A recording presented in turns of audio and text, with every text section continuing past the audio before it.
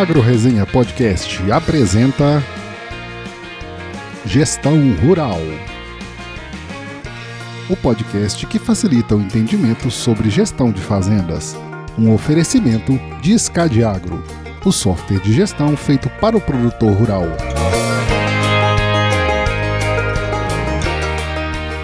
E aí, pessoa! Estamos começando mais um episódio dessa série sobre gestão rural, que é um tema tão importante para o avanço sustentável do agronegócio, sempre com os meus parceiros da SCAD Agro. Aqui a gente vai compartilhar, além de boas histórias, muito conhecimento sobre gestão de propriedades rurais. Então se prepare que a partir de agora o seu tempo vai passar com muito mais conteúdo. E nesse episódio nós estamos aqui com uma presença super especial, que é o Leandro Marmo. Ele é CEO e sócio na João Domingos Advogados Associados. Ele é formado em Direito pela PUC do Goiás. É um advogado que a gente pode confiar. E possui graduação em Processo Civil pelo Instituto Brasiliense de Direito Público. Ô, Leandro, muito obrigado, cara, por você estar aqui com a gente e seja super bem-vindo ao Gestão Rural, cara. Muitíssimo obrigado, Paulo. Fico muito contente de estar aqui. Sempre a gente procura estar compartilhando conhecimento jurídico relevante para os produtores rurais, porque a gente entende o quanto que isso é importante, essa tomada de decisões conscientes, né? E a gente espera que hoje, nesse bate-papo, que a gente possa somar e ajudá-los a entender ainda melhor esse instituto tão relevante que é a recuperação judicial no agronegócio.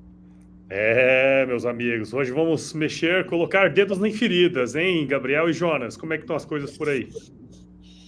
Tudo jóia, cara. Até o presente momento, tudo ok. Vamos ver conforme for desenvolvendo a conversa, como é que vai ficar. Né? Bom, espero que o Gestão Rural não entre em recuperação judicial. Acho que a gente está fazendo uma boa gestão. Exatamente. E aí, Jonas? A gente tem pouca despesa, tá tranquilo. É tudo no amor, como se diz, né? Tudo feito no coração. O coração não tem esse problema, a dívida é paga na hora. Risco baixo também, né? Risco baixo. Vamos entender, né? Vamos entender nesse ano desafiador aí, né? O que nos reserva a RJ. É isso aí. E, ô Leandro, pra gente começar então, cara, a gente já falou aí, o assunto principal aqui do nosso episódio hoje é a recuperação judicial, né? Mas é sempre quando a gente chama um convidado aqui, a gente gosta de saber um pouquinho, né, da história por trás. Eu sei que nas suas redes aí você, além de ser advogado e fazer todo esse processo, você tem toda uma questão de defesa aí do agro, dos interesses do produtor também. Conta um pouquinho da sua história, cara, pra gente. Ótimo, Paulo. O nosso escritório faz 40 anos esse ano. Foi fundado pelo meu pai, que dá o nome, né, que é João Domingos Advogados. Tem 15 anos que eu já trabalho junto com ele, desde o período da faculdade, enquanto estagiário. E o nosso foco sempre foi a defesa do produtor rural. Inicialmente, nosso escritório era ali em... Paulo? Pode falar. É que ficou preto sua tela, mas tá tudo certo? Não, tá tudo certo aqui. Então tá ok, desculpa. É que ficou preto aqui para mim. Vixe, caiu agora a gente viu que não estava certo. Assim, é sempre assim, a pessoa que está sofrendo o mal, ela nunca está sabendo. É meio parecido com a RJ. Às vezes, né, a pessoa tá tudo bem, não, tá tudo sob controle, tá tranquilo. Tá quase tudo bem. Tá tudo bem. Eu não sei o que aconteceu. Tá tudo bem. Acabamos de ganhar o corte que a gente precisava. Vai, continua, Leandro. Graças. Caralho.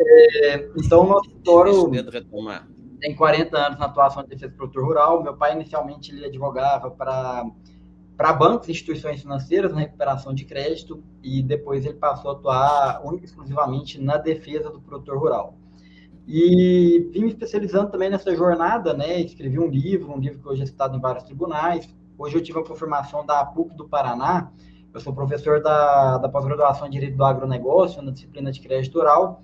Hoje eles me confirmaram mais uma turma que vai ter agora em abril, que vai iniciar. Eu vou participar também. E basicamente é isso. A gente faz um trabalho hoje a nível nacional.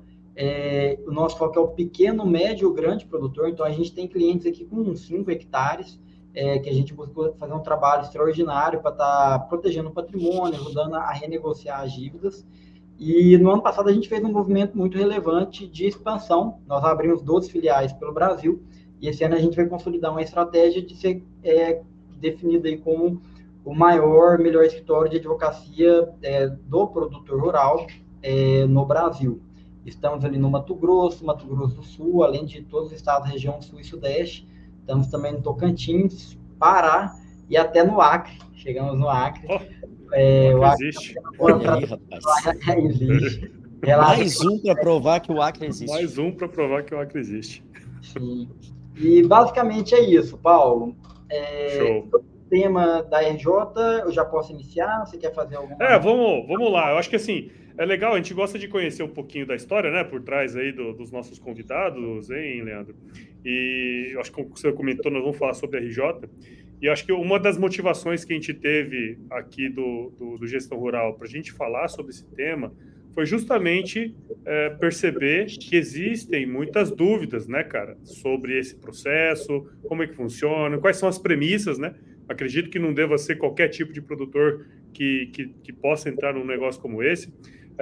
Aí, para a gente começar aqui os trabalhos, Leandro, conta para a gente o que é, de fato, a recuperação judicial, quais os critérios, né, que a gente precisa levar em consideração para tomar uma decisão, né? Se eu, produtor rural, tomo a decisão de fazer ou não um processo como esse, cara. Conta um pouquinho isso aí para nós, por favor.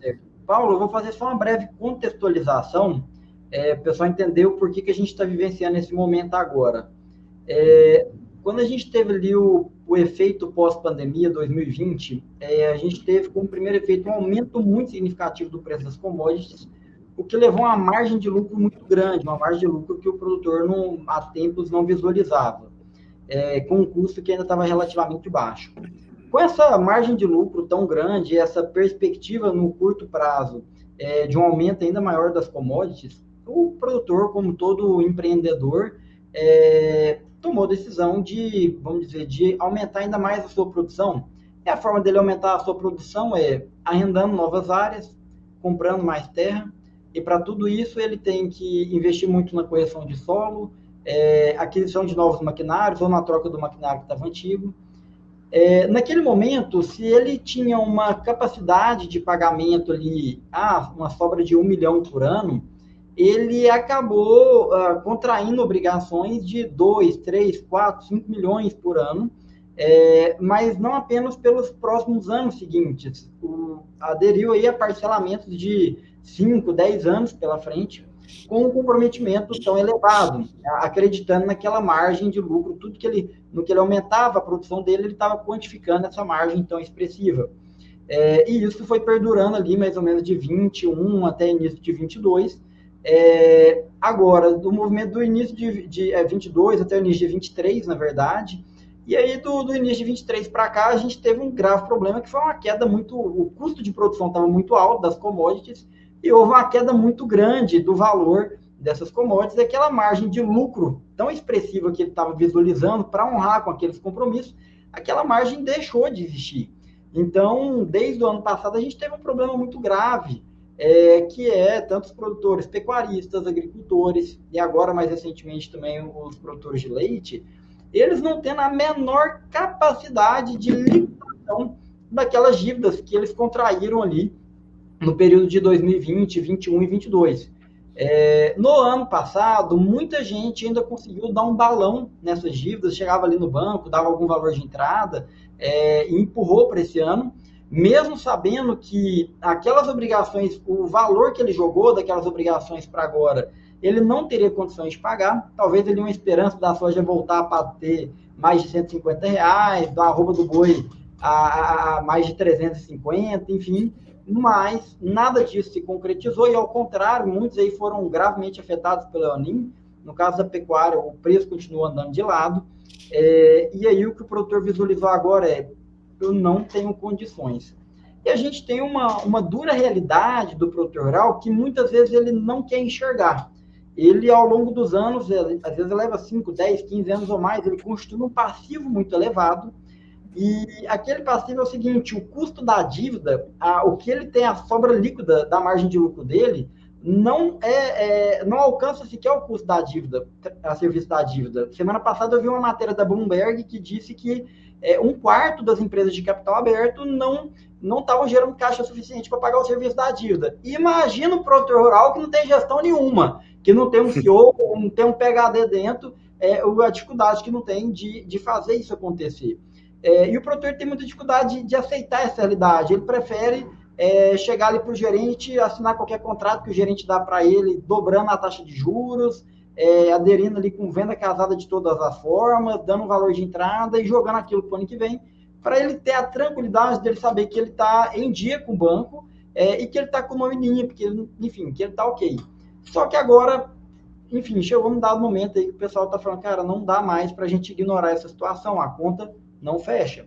E aí, então, a partir do momento que está havendo em vários produtores rurais que estão entrando com a recuperação judicial, outros que já vinham nessa situação estão sentindo mais à vontade para procurar ouvir, entender melhor, procurar mais informações e ver se isso vai fazer sentido ou não para ele. A lei coloca que praticamente qualquer dívida você pode entrar com a recuperação judicial até 4,8 milhões. Você tem um procedimento especial, que não é muito interessante.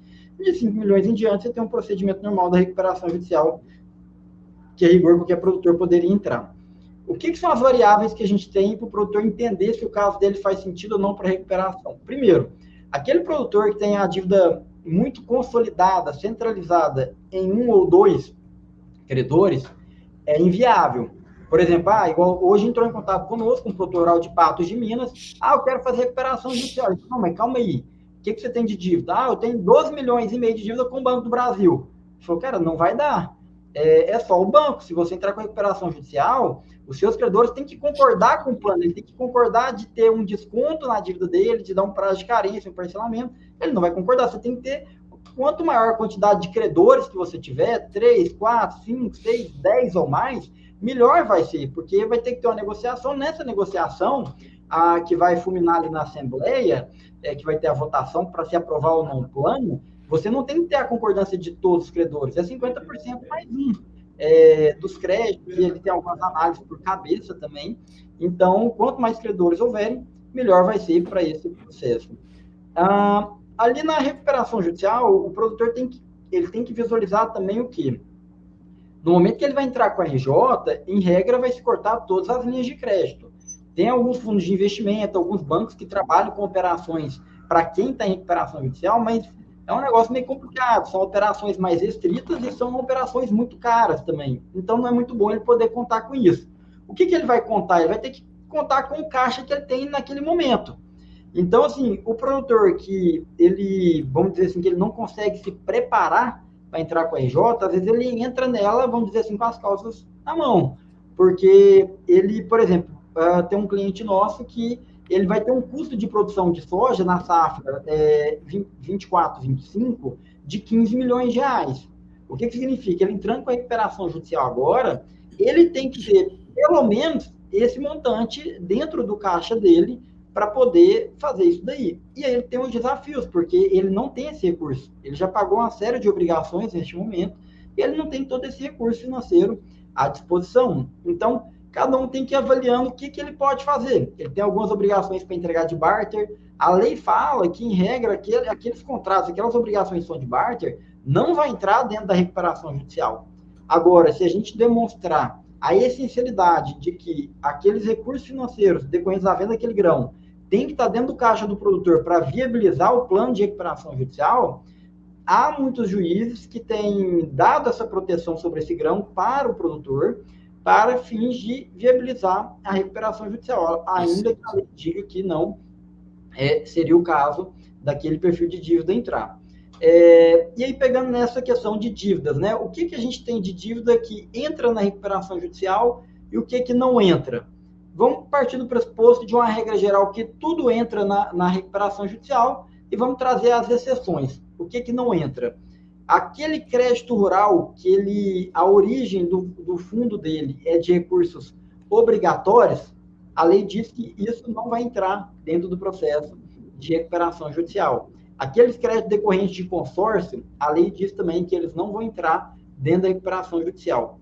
E aqueles de alienação fiduciária, seja de maquinário ou seja de imóvel, em regra, a lei também diz que não vão entrar. Agora, se você demonstrar a essencialidade do maquinário ou do imóvel para a atividade, para aquela empresa, durante aquele período do primeiro 180 dias, prorrogado por mais 180, que a gente chama de stay period, vamos colocar aí o primeiro ano da RJ, ele pode dar essa proteção temporária que vai impedir o credor de fazer algo com relação àquilo dali, porque se permitir que possa ser feito a busca e apreensão de bens ou um leilão de uma fazenda que esteja em alienação, vai acabar com todo o projeto de reestruturação daquele negócio rural, não vai ter viabilidade daquilo persistir. E aí é nesse período de um ano, geralmente após o deferimento da RJ, em que se suspende todas as cobranças e o pagamento de todas as dívidas, é que vai se permitir para o devedor ele ter um tempo de qualidade para sentar um a um com todos os seus credores e buscar a repactuação das suas dívidas. E como que vai dar essa repactuação? Geralmente ele vai estar buscando, se for junto com instituições financeiras, um desconto ali em torno de 10%, 20%, mais um prazo de 2 anos de carência, e em torno aí de 10 anos para poder fazer o pagamento de todas essas operações. Geralmente vai se ter uma rediscussão dos juros, da correção monetária que é aplicado. Principalmente os contratos que foram firmados do ano passado para cá, foram num custo muito pesado para o produtor rural. A gente viu contratos aí de 15%, 20%, 25%, até 30%. Poxa, um produtor que já está extremamente endividado, ele renova uma operação de crédito com juros de 30% ao ano, isso é surreal, não tem margem. Eu até brinco com o produtor, falei, cara, você vai ter que plantar maconha para você poder ter margem de lucro suficiente para poder pagar essas contas, porque pagar 30% para o banco e pagar todo o custo de produção, porque a conta não fecha. O quanto que é desafiador. Então, na hora que ele faz a RJ, ele repactua com esse credor dele. Então, às vezes, num contrato que estava com juros de 20%, ele pode passar um juros de 12% ao ano. Então, tudo isso é renegociado ali dentro da recuperação judicial. Um aspecto importante que a gente tem, Paulo, é porque a recuperação judicial, ela sempre foi para empresas, propriamente ditas. E por que o produtor rural não conseguia acessar essa ferramenta? Porque a lei falava que tinha que ter pelo menos 2 anos que ele já operava dentro de um CNPJ, de uma pessoa jurídica. E isso no Brasil é quase inexistente. O produtor rural, que por uma questão contábil, né, que opera dentro do CNPJ. E aí a gente teve aí há 3 anos uma modificação na lei. Ela falou, olha, agora a história de 2 anos é só para comprovar que tem 2 anos que ele já está trabalhando como produtor, que tem que ser comprovado. A partir de hoje, ele pode vir operando ali na pessoa física, fez o registro hoje como CNPJ, amanhã ele já pode pedir a recuperação judicial para preencher esse requisito legal ali dele estar inscrito como empresário. Leandro, assim, do que eu já escutei até agora, então deu para entender os motivos, né, desse boom de dívida aí. A gente vem discutindo já há algum tempo, a gente já falou aqui também, a gente já levantou isso, né, como que o produtor acaba caindo nesse lugar aí, né? Tem até, de certa maneira, um certo efeito manada aí em algum momento, porque, sabe, um começa a correr e os outros não chegam a pensar muito bem. Não, se alguém está fazendo é porque dá para fazer, não posso perder tempo. E quando vê, tá todo... quando vê, não perde tempo mesmo, chega nessa situação aí.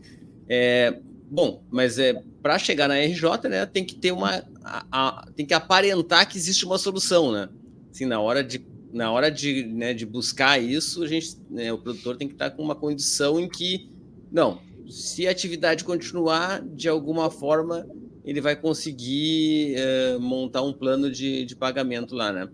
Essa parte que tu falou aí mesmo da pessoa física, né, do produtor pessoa física, poder acessar, né, essa ferramenta aí que a gente está acostumado a escutar, né, nas empresas. Eu sou mais velho, né, a concordata, né, agora mais a recuperação judicial.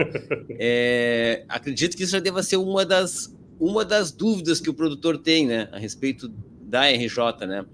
O que surge de dúvida do produtor na hora de falar sobre essa ferramenta e de conversar aí no escritório sobre essa possibilidade, assim, quais são as dúvidas mais frequentes, assim, para a gente tentar já esclarecer alguma coisa, assim. Jonas, muito bom o seu apontamento. Eu acho que a gente tem pelo menos uma série de questões bem relevantes para a gente destacar, que a gente tem notado que são muito recorrentes, essas dúvidas. A primeira delas é o que você falou. E se a RJ não der certo? Se o plano não for aprovado? E aí, o que vai acontecer? Vai para falência e tudo? Então, a primeira questão que tem que ser muito bem refletida é se, de fato, aquela atividade econômica, aquela empresa rural, ela tem viabilidade de se reestruturar. E dos casos que a gente tem deparado, a gente enxerga essa viabilidade, mas com uma certa precaução, porque a gente vive num contexto que a gente estava até comentando, de tantas instabilidades, tantos fatores macroeconômicos que interferem na garantia de rentabilidade, nas margens, que é muito difícil, mesmo com tudo que a recuperação judicial gera de proteção e de condições favoráveis ao produtor, ele vai ter que ser ainda mais eficiente daqui para frente. A gente até fala, um aspecto positivo que tem, é que o processo de recuperação judicial exige que ele tenha que prestar contas mensalmente. Então, ele tem que passar a ter uma contabilidade, uma gestão extremamente organizada, porque ele tem que apresentar redondinho tudo que entra e tudo que sai. Algo que muitas vezes ele nunca fez na vida dele. Então, é natural de falar que o produtor, ao passar por um processo de EJ, ele é meio que forçado ali, a forceps, a atingir um novo patamar de gestão dentro da sua propriedade, na perspectiva financeira e na perspectiva contábil. Quais são as principais dúvidas que tem? Entrei com a EJ. Qual que é o papel do administrador judicial? Ele vai administrar minha fazenda? Eu vou perder o controle? Se eu precisar vender, eu vou poder vender alguma coisa? Se eu precisar comprar, eu vou poder? Enfim, como que funciona?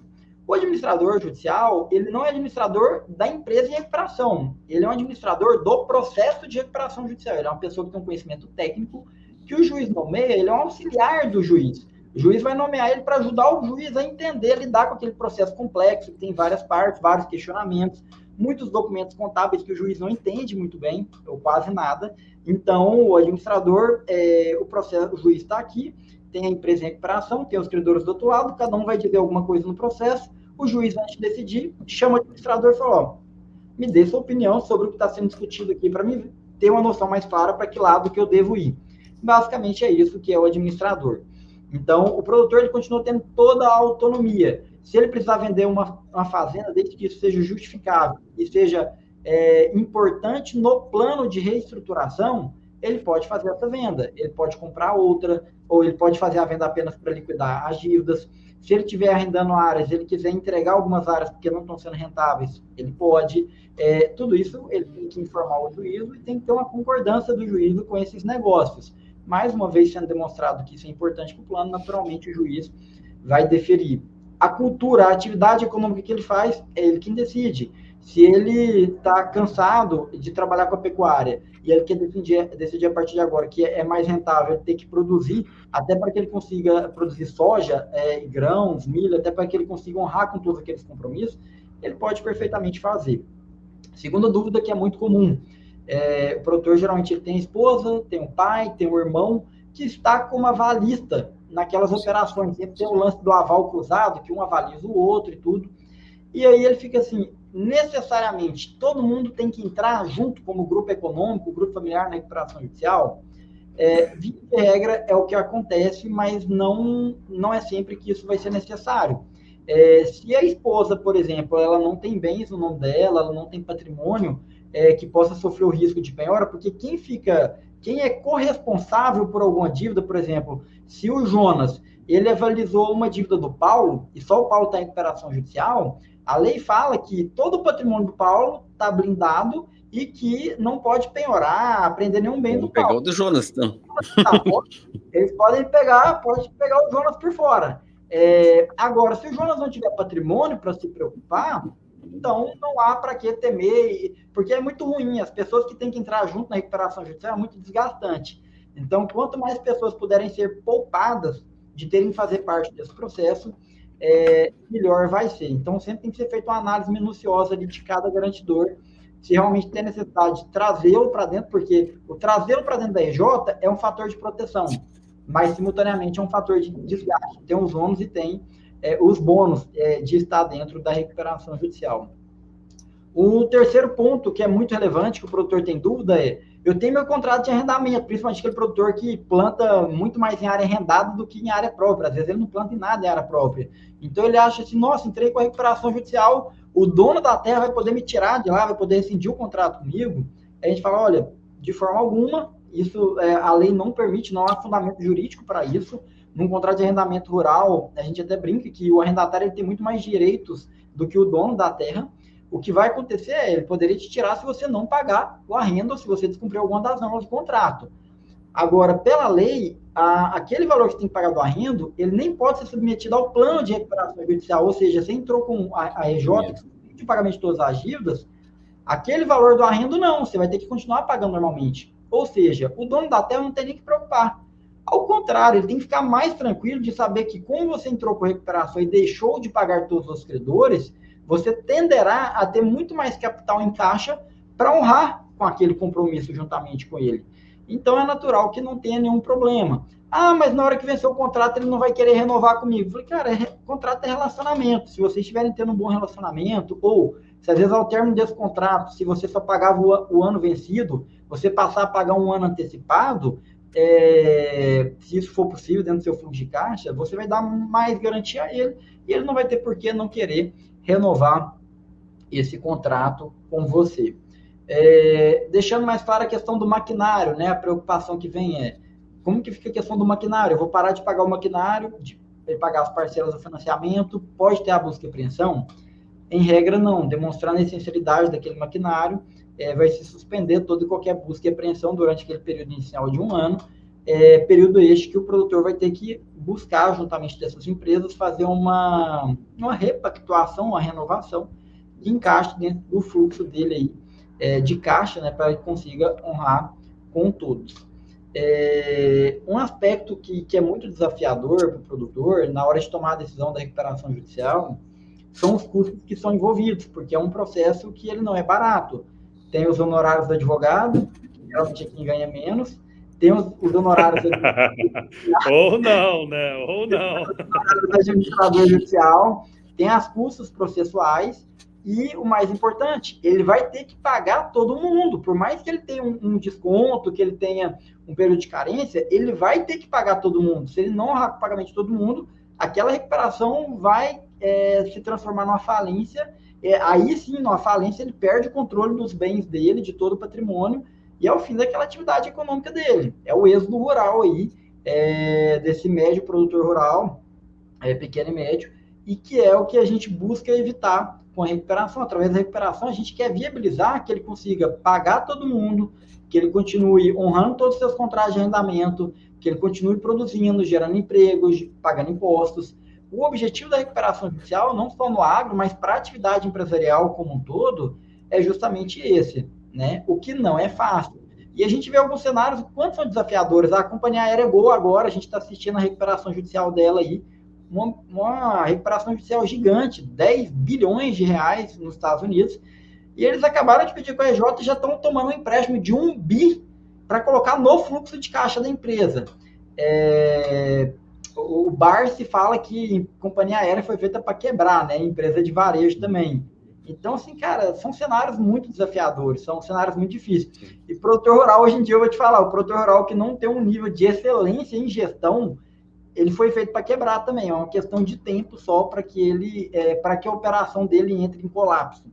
Porque o que a gente vê na produção rural hoje, em qualquer atividade, é que se ele não tiver um nível de excelência na produtividade, na gestão e na comercialização, nesses 3 pilares, é apenas uma questão de tempo para colapsar a atividade dele, e a gente tem que acompanhar o êxodo rural desse produtor, ele tem que sair totalmente da atividade, tem que vender seus ativos e aposentar as chuteiras mesmo, porque o mercado não está... Já foi aquele tempo, e isso eu digo pelo meu avô foi pecuarista por mais de 50 anos.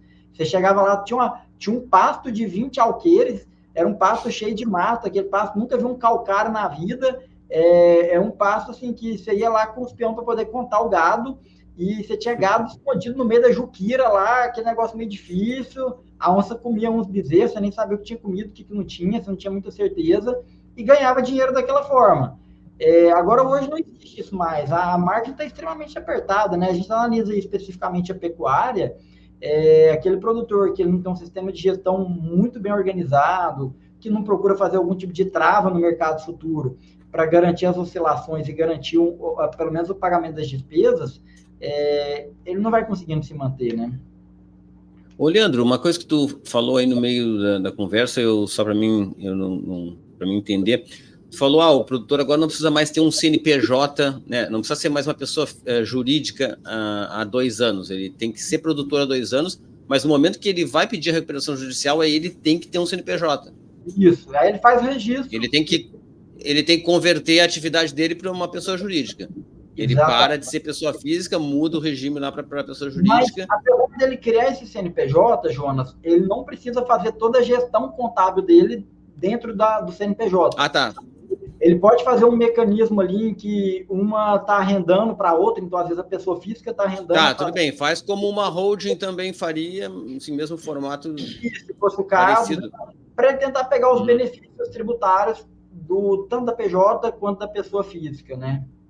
Tá. Ele mantém ainda patrimônio, de repente, bom, as dívidas vão estar com ele ainda, pessoa física, porque foram feitas por ele. Sim. E tal, tá. Entendi. Ô, Leandro, pra gente começar aqui o segundo bloco, eu acho que ficou muito claro, né, cara? Assim, existe uma série de critérios aí, né?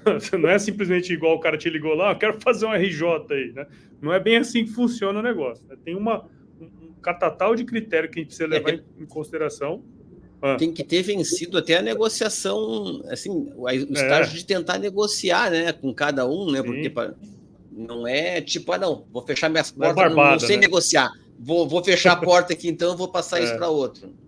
Isso, E aí, assim, acho que eu quero trazer agora uma visão um pouco mais micro ali, né, do produtor, e uma visão um pouquinho mais macro também, setorial, vamos dizer, né? Assim, vamos supor que, pelo que eu entendi, a RJ está mais popular por uma série de questões que foram que a gente está comentando aqui, né? O produtor agora ele pode ir para esse lado e tudo mais, mas vamos supor que o produtor analisou os critérios, ele vai decidir que quer mesmo avançar nesse processo, né? Óbvio, com orientação aí de profissionais aí iguais a você. Quais são os riscos que ele corre ao não executar esse plano certinho? Acho que você deixou alguns pontos legais ali atrás falando um pouco sobre isso, mas sobretudo, cara, isso é uma análise um pouco mais micro e uma análise um pouco mais macro agora. Como que isso pode prejudicar o setor, né, cara? Porque você organizar a sua dívida porque isso impacta tanto quem está atrás da cadeia como quem está depois também, né? Como que você enxerga essa questão mais micro e depois essa questão um pouco mais macro do negócio? Paulo, primeiro só trazer um exemplo que eu esqueci de comentar. Teve um cliente que fechou conosco no mês passado, que ele estava com 34 milhões de reais de dívida com o Banco do Brasil. É um valor considerável, mas que igualmente não se encaixava no perfil de recuperação judicial. Ele já não tinha condições mais de reestruturação dessa dívida com o banco. Então, acabou que a gente vai defendê-lo através de ações revisionais, outras defesas naturais ali. O banco vai entrar com ações judiciais de cobrança da dívida e a gente vai procurar defendê-lo para, dentro desses processos, a gente conseguir aí 2, 3 anos de prazo. E a partir disso aí, ele tendo um fôlego dentro do fundo de caixa dele, ele vai buscar o banco, renegociar e pagar. Até porque o produtor, via de regra, ele tem terra em garantia. Ou ele tem terra em hipoteca, ou ele tem uma terra que, se não está em garantia ainda, poderá ser penhorada pelo judiciário para garantir o pagamento. Então, dificilmente, o credor do produtor ele fica sem receber. Pode demorar, mas ficar sem receber é muito difícil. Até porque, quando ele vai fazer uma operação, geralmente o imóvel vale ali, no mínimo, 130%, é o que os bancos estabelecem, mas geralmente é 2, 3 vezes o que é a operação de crédito que está sendo feita. Paulo, retomando aqui o que você perguntou, é uma questão extremamente complexa, sabe? Porque o produtor, naturalmente, ele é extremamente otimista, né? Se não fosse, não trabalharia, não enterraria milhões debaixo da terra e olhar para o céu e rezar para Deus para poder chover e garantir que aquilo volte um pouco maior do que ele enterrou. Então, assim, ele fica ainda extremamente vulnerável, sabe? Ele fica vulnerável a ter que conseguir se tornar talvez até mais rentável do que ele era até então, ter uma margem melhor. Por exemplo, o produtor que ele entra com caixa mais forte, com mais dinheiro dentro do caixa, o que ele pode se tornar mais rentável? Se toda vez que ele plantava ele fazia um barter ou tinha que tirar um custeio no banco, e agora ele vai ter que usar esse capital próprio, ele vai conseguir comprar mais barato, porque ele vai pagar à vista, então aquilo tende a melhorar a margem dele. Agora não vai bastar isso, ele vai ter que conseguir produzir bem, ter uma boa colheita e vai ter que conseguir comercializar bem também para que ele vá honrando ali com todos aqueles credores. E aí é justamente aquele problema, se ele não conseguir honrar com todos esses pagamentos, o que vai acontecer é ter o risco daquilo dali se transformar em falência. E aí ser o fim daquela atividade rural dele. Agora, o outro ponto que você colocou, Paulo, é o que todo mundo critica com muita veemência, a questão da recuperação judicial. São os efeitos dentro dos sistemas agroindustriais, porque está todo mundo realmente conectado. Agora, quem está pedindo a recuperação judicial, ela não é uma causa que vai levar a uma falência do sistema. Ela já é um efeito.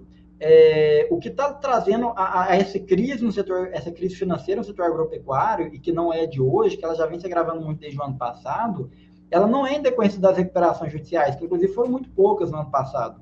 Ela é em decorrência da inadimplência de modo geral. Se você pegar o número, por exemplo, você tem um número do Serasa de que 1/3 dos produtores rurais estão negativados, estão inadimplentes. E que a gente está falando de alguns milhões de produtores. Então, assim, a questão da crise não é por conta de recuperação judicial. A questão da crise é da inadimplência, porque você pode colocar o seguinte, a inadimplência é isso aqui. O que tem de recuperação judicial é 0,1%. A quantidade de pessoas que entrou com recuperação judicial não dá 0,1% da quantidade dos inadimplentes. Então, a inadimplência de forma endêmica, não é nem sistêmica, é endêmica como ela está hoje, é o que leva. Você roda no Mato Grosso, como eu tive semana passada, você vê várias revendas pequenas que estão quebrando. No ano passado, a gente atendeu aqui uma revenda, porque nosso escritório tem uma boutique também que ajuda na reestruturação financeira, na tomada de empréstimos, quando o produtor ainda está tentando tomar empréstimo junto a fundos, ainda que mais caro para reestruturar. A gente teve uma pequena revenda do Maranhão que nos procurou, eles estavam com 83 milhões de dívida, e a gente tentou de todas as formas, batemos em todas as portas para tentar fazer uma injeção de capital ali para eles, e não conseguimos. E esse pessoal com esse passivo de 83 milhões falou, cara, eles não têm como se reestruturar a não ser através da recuperação judicial, eles não vão conseguir. Então, provavelmente eles podem quebrar, vão ter que fechar as portas. A gente vê agora a AgroGala, que saiu agora recentemente uma notícia, né, que o pessoal estava fechando aí mais de 20 revendas, o valor das ações estão lá embaixo, o Fundo Aqua teve que fazer um aporte de 400 milhões ali dentro, porque o cenário está extremamente desafiador. E isso não é por conta das RJs, que no ano passado foram muito poucas. Agora, esse ano a gente tem dois fatores que vão aumentar substancialmente. Vai aumentar ainda mais a inadimplência, o que vai agravar ainda mais esse setor, e vai aumentar, não é nem substancialmente, assustadoramente a quantidade de recuperações judiciais. Eu tive conhecimento de um número agora à tarde, na reunião que eu estava com o pessoal aqui, que só hoje foram deferidas 5 recuperações judiciais no Mato Grosso e que estariam pendentes de análise, que teriam sido avisadas agora recentemente, em torno de 250. Eu não sei até que ponto que esse número é válido, mas isso seria apenas do Mato Grosso. Então, assim, no decorrer desse ano, o volume realmente vai ser muito expressivo. A gente, considerando 250 RJs no Mato Grosso, a uma média de 100 milhões cada uma, a gente estaria falando só ali em torno de 25 bi. Então, é um valor extremamente expressivo, né? Extremamente expressivo. Então, quando a gente olha na questão da cadeia, o que a gente tem? A gente tem um endividamento muito alto do setor. Às vezes, na questão do consumidor, pessoa física, fala no superendividamento, uma série de coisas nesse sentido. No produtor rural, está no nível de superendividamento. A forma como é concedido o crédito atualmente para o produtor rural, ele vai modificar. Ao longo do que aconteceu no ano passado, vai acontecer esse ano, as instituições vão ter que mudar drasticamente os critérios dela de empréstimo. Cara, o Banco do Brasil, Sicoob, Sicredi, Caixa, eles liberam milhões, o cara chega, tem garantia, tal, libera milhões. Não avalia absolutamente nada da capacidade que aquele cara tem de gerar caixa, do nível de profissionalização da gestão, absolutamente nada disso é analisado. Por um lado, eu até entendo, dadas as limitações da capacidade que a gente tem no Brasil. Você exigir uma DRE de um produtor rural para liberar um empréstimo de 500 mil, de 1 milhão para ele, o banco não vai liberar empréstimo para produtor rural nenhum. Agora, o problema é que se empresta a rodo, libera-se muito dinheiro, sem se verificar a capacidade que aquilo ali vai ter de gerar caixa dentro daquele negócio. E isso é um problema muito grave. E as instituições financeiras vão ter que, pouco a pouco, ver como que vai fazendo essas modificações para que a gente tenha também relações mais saudáveis. de operações de crédito, né? Porque não dá para ela ir liberando dinheiro a rodo e depois simplesmente o produtor não consegue pagar. Pô, de alguma forma, ela, vamos dizer assim, ela teve uma responsabilidade naquele problema que ela tem hoje. Ela liberou de forma irresponsável para quem não tinha condições, ou corria o risco de não ter condições de pagá-la. A gente vê hoje aí muitas agências de Cicobi e Sicredi que estão com 50, 80, 100 milhões de dívida em um único produtor que entrou em recuperação judicial. Cara, aquilo arrebenta com os números da agência. Joga para baixo tudo de positivo que houve nas 99,9% das operações que ela fez. Mas o que houve ali? Não houve uma avaliação adequada de risco em se concentrar tanto empréstimo, tanto crédito em um único produtor. E, enfim. Perfeito. Outra coisa, a gente vai beber uma água aqui que a gente empolga. Tranquilo. Mas, o Leandro, assim, ainda que seja um instrumento jurídico aí, né, válido, a gente não pode ficar tapando sol com a peneira e tal, né? E a gente não enxergar o que causa, inclusive, essa inadimplência que tu tá falando aí. É a causa do problema, né? 0,1% do que está inadimplente abriu recuperação judicial, mas assim, tem uma inadimplência muito grande, né? E que fez com que essa raiz do problema faz com que o produtor chegue nesse ponto de ter que recorrer a uma recuperação judicial, por exemplo. Aqui mesmo no Gestão Rural, a gente já teve várias conversas sobre vários pontos, né, em que o produtor rural ele falha, e não é difícil de ele consertar isso. Mas eu vou só contextualizar um pouco aqui para depois pedir a tua opinião. O Antônio da Luz, por exemplo, que é uma figurinha carimbada aqui do nosso podcast, ele falou lá em 2020, ele falou aqui que o produtor rural ele quebra em anos bons. Em anos bons o produtor rural quebra e ele vai descobrir depois. No ano ruim é que ele vai descobrir que ele quebrou lá atrás, que ele pegou o dinheiro que era para ele gerar caixa, por exemplo, que tu tá falando de geração de caixa aí, e comprou caminhonete, trocou as colheitadeiras tudo, não sei o que, drone, isso, aquilo, pá, meteu um monte de tecnologia onde não precisava e não cuidou do caixa. A gente teve aqui também no podcast 2 vezes já a Marina Pittini, que é lá da AgroSchool. E na primeira vez que ela teve com a gente aqui, ela teve falando sobre gestão de riscos no agronegócio, que é o que tu falou ali. Tu falou assim, o cara enterra um monte de dinheiro na terra e olha para o céu e espera para chover. Não é bem assim, né? Assim, tudo que tem o risco de acontecer, tu tem que fazer gestão. Então, assim, pode não chover? Pode. Como é que eu lido com isso se não chover? Como é que eu lido com a falta de chuva? Como é que eu lido com o excesso de chuva? Como é que eu lido com uma queda do câmbio, com uma alta do câmbio? Tudo isso é risco. E aí tu falou um ponto também, tu falou um ponto também que é o seguinte, o cara não tem um gestor dentro lá, não sei o que, tal, não tem um CEO, etc., não tem um administrador. Só que assim, aí a gente está olhando também para o seguinte ponto. O produtor em 2021, 2022 estava com a soja 150, 180, 200 reais e tal. Sim, só que o seguinte, a média dos últimos 10 anos da soja eu tô com esse dado aqui na frente, na minha cara aqui, ó. A média dos últimos 10 anos é entre 11 e 11 dólares e 50 o bushel. Não é os 18, não é os 16 que teve.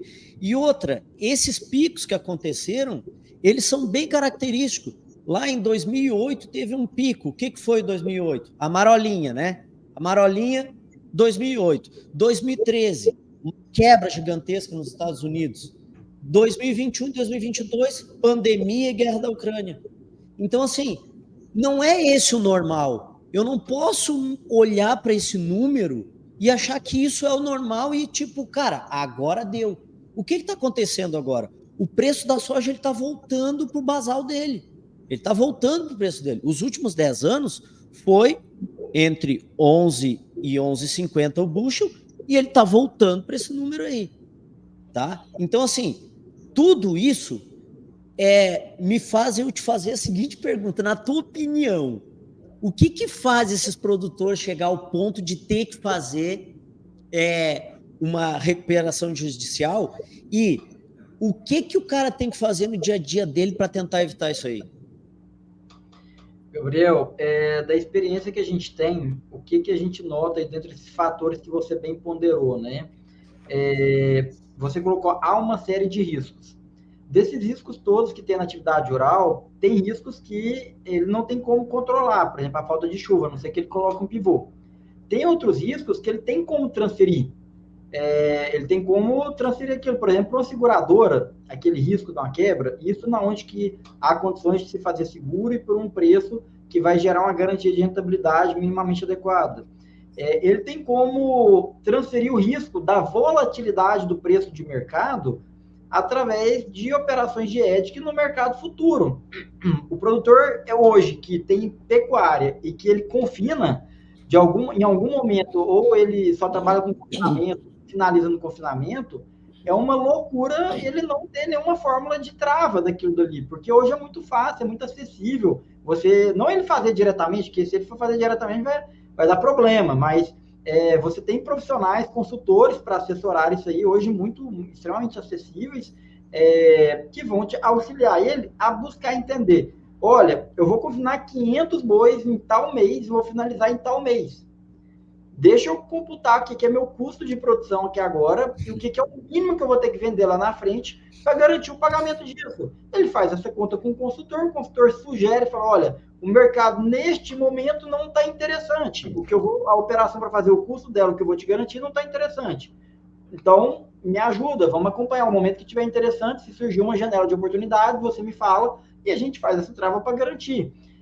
Isso é indispensável hoje, e a gente vê que isso não tem sido feito. Então, essa transferência de riscos, ela precisa acontecer. O gerenciamento do negócio como uma empresa, porque ainda que ele não queira se ver como empresário rural, é uma empresa rural. Às vezes você tem uma lanchonete que fatura 50 mil por mês, que tem uma DRE e tem tudo bonitinho, planilhado. Exatamente. O produtor movimenta 5 milhões por mês, e ele não tem uma planilha de Excel do que entra e do que sai. Isso não tem como funcionar dessa forma. A gente, enquanto advogado, a gente percebe o quanto isso está desorganizado. Às vezes tem um problema de um barter que o produtor faz, que não entrega no prazo, na quantidade que seria necessária, na qualidade esperada, e aí eu peço, cadê a documentação? E aí ele não tem documento de nada, ele não tem registro do que entrou na propriedade, ele não tem o contrato, ele não tem os registros do que entrou na propriedade dele. Muitas vezes ele faz um contrato de barter que ele estabeleceu as quantidades A, B e C do que tinha que ser entregue. No meio do período, ele teve a necessidade de outros insumos a mais. Ele não celebra um contrato daquilo, não se formaliza como que ficou aquilo dali. Acontecem atrasos. Nesse atraso, às vezes é uma semente que vem a mais, que não germina, ou é algo que é entregue fora de hora, e aí já passou a janela que teria que ter aquela aplicação e gera prejuízo. E aí ele não tem nem condições de processar e demandar aquele fornecedor, porque ele não teve aquele controle. E aí a gente entra naquilo que às vezes é muito simples. O produtor hoje, às vezes, ele tem 10 funcionários na operação, ele paga, às vezes, super bem o operador de uma máquina agrícola ali, que de fato ele tem que pagar bem mesmo, mas ele não paga 2 salários mínimos para ter uma pessoa simples ali dentro do escritório dele, para falar, olha, eu quero que você cuide só dos papéis, só dos números. Não paga um salário mínimo. Oi? Não paga um salário mínimo. Não paga um. Ele não tem a perspectiva que isso é um investimento, né? Longe de ser uma despesa, é um investimento que o retorno é muito grande, né? Então, essa mudança de mentalidade, ela tem que ser feita, porque senão cenários como esses vão se repetir reiteradamente, né? Ele tem que ter essa visão, e essa questão de software não é mais uma questão do produtor que é moderno e do que não é. Não é uma opção, é obrigatório. A questão não é se vai usar software, a questão é qual software que ele vai utilizar. E aí, depois disso daí, vem as pessoas, porque não adianta você ter um software, se você não tiver uma pessoa para alimentar esse sistema, e alimentar adequadamente, não vai adiantar nada, né? Então, eu vejo que a gente tem muito esses desafios aí do produtor entender a questão dele como gestão. Então, assim, não adianta ele querer fazer de tudo para ele produzir 100 sacas por hectare. Ele investe no melhor maquinário, investe em tudo que pode ter de correção do solo, joga 10 toneladas de calcário por hectare, mas no final do dia, na parte de gestão, ele não investe. Então, não adianta, não dá para ficar só nessa visão da porteira para dentro. Tudo que eu faço para aumentar a produtividade, e aí eu vou aumentar meu faturamento bruto. Ele precisa entender que ele tem que falar de margem líquida, ele precisa falar de EBITDA, ele precisa entender... Quase chora, Gabriel. Gabriel chega e chora. Eu fico enlouquecido porque o cara tá falando aí. Lembra que o Antônio da Luz falou exatamente isso? Cara, tu tem que olhar o teu custo marginal, tal, não sei o quê. Aí vem um advogado aqui, especialista em recuperação judicial, e fala assim, cara... O problema dá por quê? Vou resumir para vocês. Então, assim, ou tu te torna um gestor agora, que é mais barato, ou para tu poder não quebrar e fazer uma recuperação judicial que é caríssima e tu vai ser obrigado a pagar tudo que tu deve, tu vai ter pagar que te os honorários do Leandro.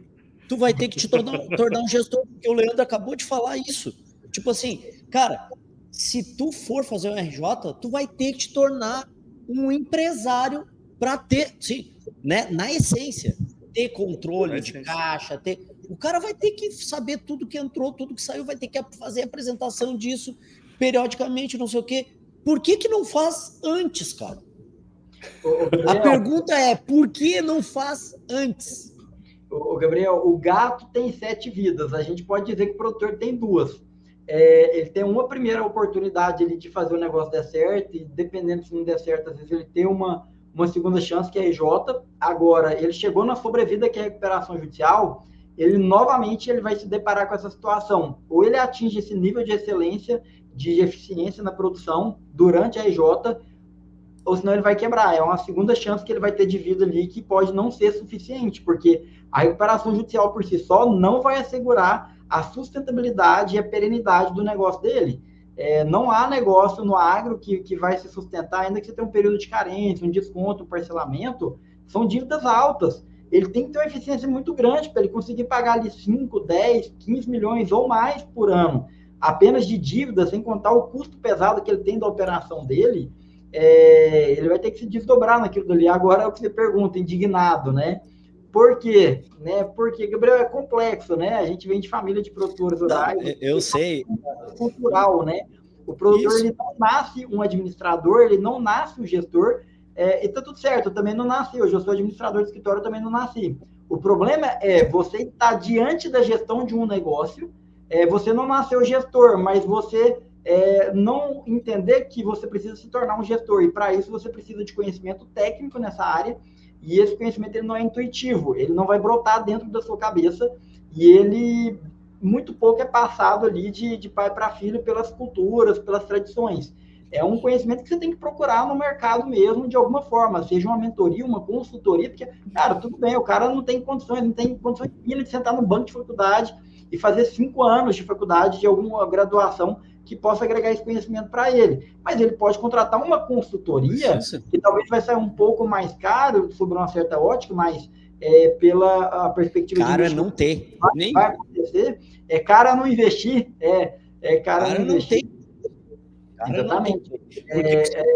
Não é um advogado do escritório como o nosso, que é caro. O cara não tem um bom advogado como a gente, né, Gabriel? Exatamente. Não, é exatamente isso aí. Esse final de semana eu estava num churrasco e tinha 2 produtores rurais lá. E um cliente Escadiagro, inclusive, e o outro não. E aí o outro me perguntando, de sistema, não sei o quê. E aí chegou numa hora que ele falou de preço. E aí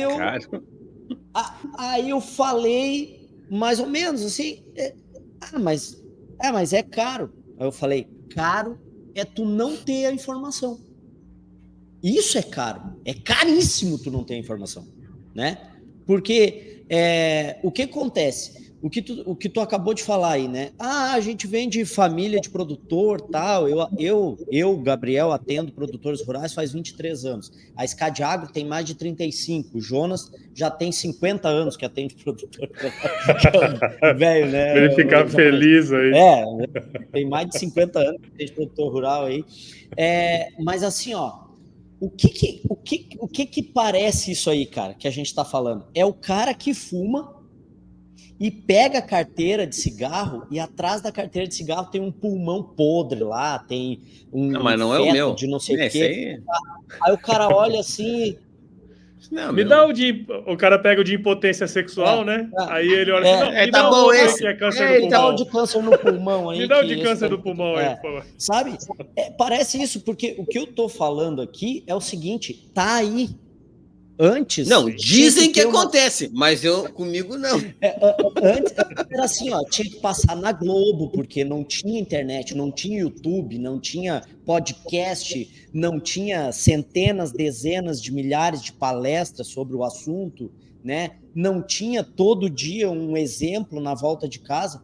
Cara, tá aí. Tá aí. Então, assim, o que eu fico, assim, mais...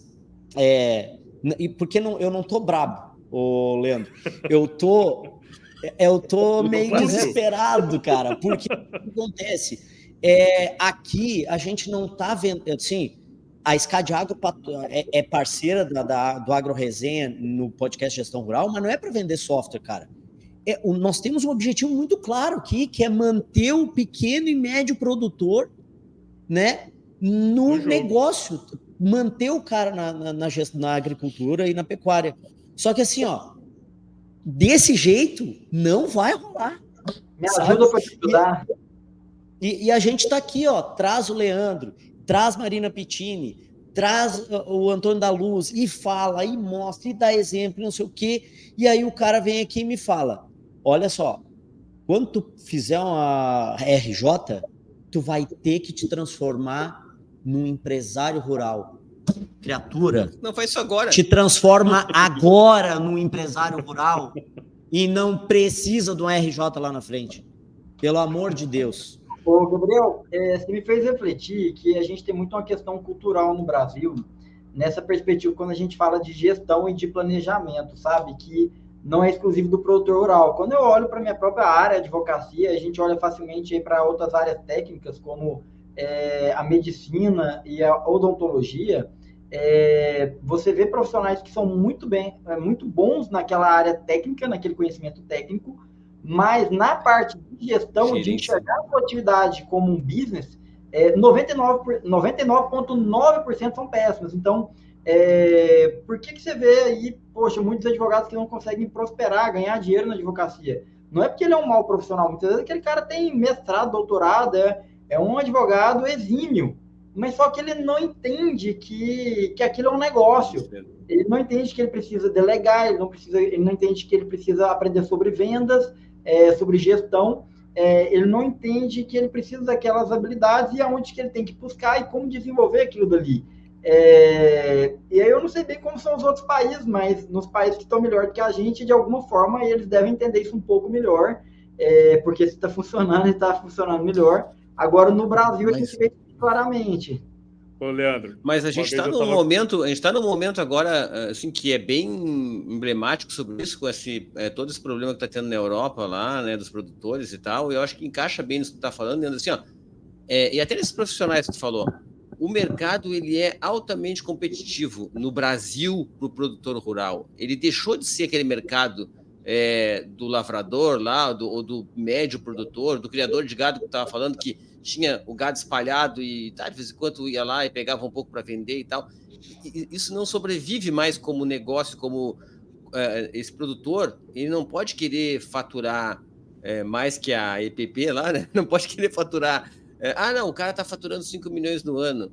Uma pessoa física, né, com uma atividade, fatura mais de 5 milhões por ano. Muita empresa, né, tem dificuldade de chegar nesse faturamento. Então, ele não pode assim, acreditar nessa conversa de que ele vai faturar isso e ele não vai precisar lidar com esse dinheiro de uma forma mais organizada, que ele não vai precisar cuidar disso, que ele não vai gastar 3 milhões por ano né, 4 milhões por ano, sem saber direito como é que ele está gastando isso. Então a gente está muito mais competitivo do que o cara da Europa lá que está brigando agora porque estão cortando, né, um monte de os verdadeiros subsídios que existem, né, tanto protecionismo de mercado quanto subsídios públicos, né, e aí deu aquela baita confusão.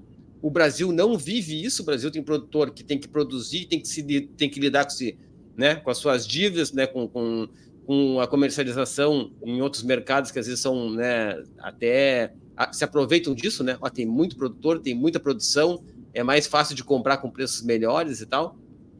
Então, essa cultura que a gente está falando aí, que veio sendo trazida, né, nas famílias, né, dos produtores e tal, ela tem que acabar. Se ela não acabar, o produtor vai acabar. E o produtor nem vai acabar na recuperação judicial aí contigo, né? Isso tu já disse, né? Ele vai acabar antes, porque ele não vai conseguir nem mesmo ser uma empresa que possa ser recuperada. Porque é fácil disso, sabe, dele conseguir dívidas e dele perder o patrimônio dele. Só que tem que entender que isso é verdade, isso não é uma conversa. É como o Gabriel falou. Assim, todo mundo que passou aqui nesses 40 e tantos episódios que a gente já fez até agora, em algum momento falou isso, né? Não adianta só ser um bom produtor, produzir bem. Né? Tem riscos, né? Então, a gente lida com os riscos, mas às vezes as coisas saem do controle. O cara arrenda um monte de terra, não tem nada, né? Como que é dele, tem que pagar todo mundo, não tem nem garantia às vezes. Aí ele compra um monte de máquinas sem avaliar se ele realmente precisa comprar aquelas máquinas naquela hora ou não, se está assim, tem sentido comprar? Eu preciso comprar? Não preciso comprar? Aí ele tenta aumentar a produtividade sem entender qual é o custo do aumento da produtividade, né? Aí ele recebe um ano, né? Consegue ter uma renda boa num ano, esquece que vão ter outros anos pela frente. Isso não dá mais para admitir, assim, ó. Realmente enlouquecedor. O cara que está falando isso aqui todo mês fica maluco, porque não sei para quem que a gente está falando. Né? E não é só nós, né? Mês, né, cara? Nós todos dia, estão né? falando. Não é todo mês, é todo dia, né? E o que acontece? Desculpa o desabafo, mas você... Não, mas é que assim, ó, a gente... O país, ele tá alicerçado em cima do agro. É fato, o Brasil, ele tá alicerçado em cima do agro. Aí, cara, quando a gente vê isso tudo acontecendo, quem é que... É a GM, é a Coca-Cola que tem que ser o empresário mais, né, mais gabaritado lá, que tem que ser... Não, é o produtor rural, cara, é ele que está sustentando tudo isso aí, tchê. Então, assim... Mas que tal? Então, assim, a gente fica... Eu fico muito impactado, assim, toda vez que eu falo do assunto, e eu falo do assunto quase todos os dias, né? E há poucos dias agora, semana passada, eu tive na abertura oficial da colheita do arroz aqui do Rio Grande do Sul, e o tema oficial da abertura da colheita esse ano era gestão impactando o negócio, né, e tal. Então, quero fazer aqui um elogio ao IRGA, enfim, a FederaRoz, a todas as entidades que fizeram isso, né? Que o tema ele é muito bem-vindo. E não para eu vender software, não, é para toda essa cadeia continuar existindo. Porque se o produtor não tomar consciência de que ele conforme o próprio Leandro falou, e a gente fala toda hora, um mega empresário, né? Que lá uma livraria, tu vai na livraria, eu sempre dou esse exemplo, tu compra uma caneta na livraria, né? Aí é R$2,50 a caneta. Se tu perguntar pro dono da livraria, por que é R$2,50? O cara vai dizer, não, eu comprei ela por R$1,20, tem mais X% de imposto, tem isso, tem aquilo, e eu quero ganhar 70% em cima. Por isso que é R$2,50. Aí, tá. Então tá. O produtor, ele não tem o poder de vender a soja, o boi, o milho, o algodão pelo preço que ele quer. Mas ele tem como saber quanto que aquilo vai custar, cara. Né? E tem custos aí que não volta. Juro, não vai voltar para o teu bolso. Tem que cuidar. Essa questão de pegar crédito a rodo, tá? O Leandro falou, não, vai lá, o crédito a 30%, pega. Como Como assim, rapaz? Isso aí não existe, né? Então, assim, tem que ter consultoria que ajude, tem que ter profissionais bons lá dentro do escritório, pelo menos tem que ter vontade, né, desse produtor, tem que ter vontade. E é o que eu ia falar agora. Tem que ter vontade e disposição de transformar o negócio dele numa empresa. Meus amigos, eu falei que ia ter discussões acaloradas aqui nesse podcast. Leandro, cara, a gente fica assim nesses episódios porque, cara, a gente tá falando isso há 4 anos, cara. Há 4 anos a gente tá batendo nisso, cara. E o Gabriel falou antes ali, eu tenho uma experiência anterior com gestão, né? Trabalhei no CPEA, trabalhei no INEA, levantando custo de produção. E, cara, é endêmico, como você falou. Ninguém sabe de porra nenhuma, cara. Ninguém sabe de porra nenhuma. Essa é a grande verdade, né? E trazer você aqui para falar sobre os aspectos para nós é muito importante, cara, porque a gente está vendo todo esse movimento e tudo mais, e como a gente fala sempre aqui, tem muita gente que sabe muito, e é por isso que a gente traz essas pessoas aqui para o Gestão Rural, cara. Então, de bate-pronto aqui, Leandro, eu quero te agradecer pelo seu tempo aqui. Eu sei que já tá tarde, né, cara? E é o único tempo que tava pra gente gravar aqui, porque a gente quis fazer essa gravação relativamente rápido. Queria que você, primeiro, agradecer, parabenizar você pelo seu trabalho, deixar também o contato, enfim, as redes aí para quem quiser encontrar o seu trabalho, cara. Paulo, muito obrigado. O bate-papo aqui foi muito enriquecedor. Esperava mais às vezes meio que um monólogo aqui falando e tal sobre o tema, mas o Gabriel e o Jonas aí também contribuíram bastante e enriqueceram aqui. Eu senti até a necessidade de fazer um pequeno afago no produtor, né, que todo mundo aí, a gente bateu tanto nele, mas quando a gente vê o cenário aí dos Estados Unidos e também da União Europeia, dos produtores reclamando, a gente vê que no Brasil as políticas públicas são extremamente deficitárias. Para quem não tem conhecimento, às vezes acha que o produtor rural ele tem muitos subsídios, e não é. Quando a gente pega números comparados com os Estados Unidos, com alguns países da Europa, China, é surreal. Aqui a gente tem assim, 5% do que um produtor tem de subsídio nos Estados Unidos, por exemplo, é muito pouco. A gente tem políticas relacionadas à questão do seguro, que a gente estava falando que é algo extremamente relevante de um risco que o produtor precisa transferir. Nos Estados Unidos, o seguro é algo que já vem muito avançado há um século. Então, hoje, o produtor, em grande parte das regiões, ele tem uma garantia ele tem condições de assegurar 100% da rentabilidade esperada. E aqui no Brasil, você chega em muitas regiões, a seguradora não tem nem dados estatísticos para ela poder fazer. Ela simplesmente não vai fazer o seguro. Cara, eu não tenho dados de produtividade, a região está abrindo. Porque o Brasil ainda tem muitas regiões que estão sendo abertas. Enfim, faltam políticas públicas para poder otimizar isso, sem falar na questão logística, que todos temos conhecimento do quanto que é deficitária. Eu tive na região central do Mato Grosso, recentemente, e um cliente estava comentando comigo um problema que ele teve de colheu 4 carretas, teve que levar no armazém, que a empresa tinha indicado, que era do barco, ele não podia levar para outro, tinha outro armazém que estava vazio, lá tinha uma fila, ele teve que ficar 4 dias na fila. Isso com a soja que ele teve que colher com a alta umidade. O que aconteceu? Os grãos estragaram.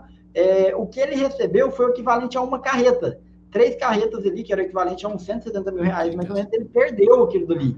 Então, veja o quanto que é complexo e quantos problemas que eles têm que lidar e sofrer, que a maior parte dos produtores ali na Europa, enfim, nos Estados Unidos, não estão sujeitos, né? Às vezes tem um custo de produção muito mais viável, né? Não estão sujeitos a tantos riscos quanto o produtor aqui está. A questão dos nossos contatos, né? Para a gente poder finalizar a nossa participação aqui, nosso contato principal é o Instagram do escritório, que é @João Domingos Advogados, ali através do direct, também pode estar nos seguindo, né? O nosso perfil hoje está com mais de 130 mil seguidores, a gente todos os dias compartilha informações muito relevantes, informações jurídicas para o produtor rural, na tomada de decisões, se possível, de preferência, de forma preventiva, né, em todos os aspectos contratuais, de arrendamento, compra e venda de imóveis, e principalmente envolvendo dívidas com instituições financeiras, e nos colocamos à disposição aí de quem quer que seja, sempre para estar esclarecendo, tirando dúvidas sobre qualquer questão jurídica relativamente ao agronegócio. E muitíssimo obrigado novamente, Paulo, Gabriel e Jonas, foi uma honra estar aqui com vocês hoje. Bom demais. Eu queria agradecer também o Leandro por ter investido 1 hora e pouco aí do tempo dele, que 1 hora desse cara deve ser alguns reais, né, Paulo? E eu barbaridade. É igual a luta do Bambam, é 1 hora de milhões. Não sei quanto é que pagou aí, japonês, mas não põe no boleto que não vai rolar. Mas assim, se tivesse que pagar, seria bem pago, né? Mas ele investiu esse tempo para ajudar os produtores, porque apesar de tu achar, Leandro, que a gente bateu neles aqui, a gente não bateu, né, cara?